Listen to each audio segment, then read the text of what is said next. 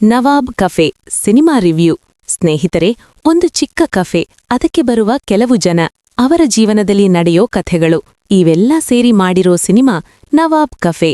ಈ ಸಿನಿಮಾ ನಿಜವಾಗಿಯೂ ನೋಡಕ್ಕೆ ವರ್ತಾ ಅಥವಾ ಟೈಮ್ ವೇಸ್ಟಾ? 1 ನಿಮಿಷದಲ್ಲಿ ಸಂಪೂರ್ಣ ರಿವ್ಯೂ ಹೇಳ್ತೀನಿ, ಕೇಳಿ. NRLR ಚಾನಲ್ ಸಬ್ಸ್ಕ್ರೈಬ್ ಮಾಡೋದನ್ನ ಮರಿಬೇಡಿ. ನಮಸ್ಕಾರ ಸ್ನೇಹಿತರೆ, ಇವತ್ತು ನಾವು ಮಾತಾಡೋದು ನವಾಬ್ ಕಫೆ ಸಿನಿಮಾದ ಬಗ್ಗೆ. ಈ ಸಿನಿಮಾ ಒಂದು ಚಿಕ್ಕ ಕಫೆಯ ಸುತ್ತ ನಡೆಯೋ ಕಥೆ. ಆ ಕಫೆಗೆ ಬರುವ ಜನರು, ಅವರ ಜೀವನದಲ್ಲಿ ನಡೆಯೋ ಘಟನೆಗಳು, ಅವರ ಸಮಸ್ಯೆಗಳು, ಇವನ್ನೆಲ್ಲ ಸಿನಿಮಾ ಸರಳವಾಗಿ ತೋರಿಸುತ್ತೆ. ಕಥೆ ನಿಧಾನವಾಗಿ ಸಾಗ್ತಾ ಹೋಗುತ್ತೆ, ಆದರೆ ಕೆಲವೆಡೆ ಭಾವನೆಗಳು ಚೆನ್ನಾಗಿ ಕನೆಕ್ಟ್ ಆಗುತ್ತವೆ.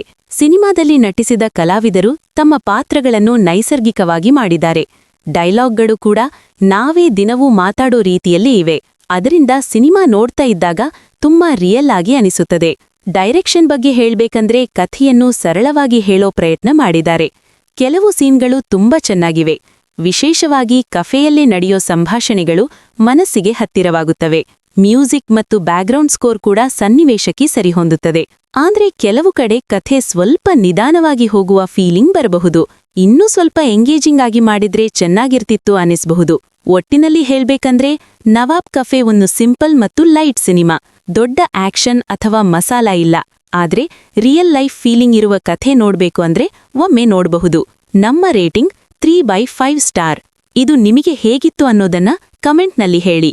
SR2 review Kannada channel subscriptions ಮತ್ತು ಲೈಕ್ ಮಾಡಿ.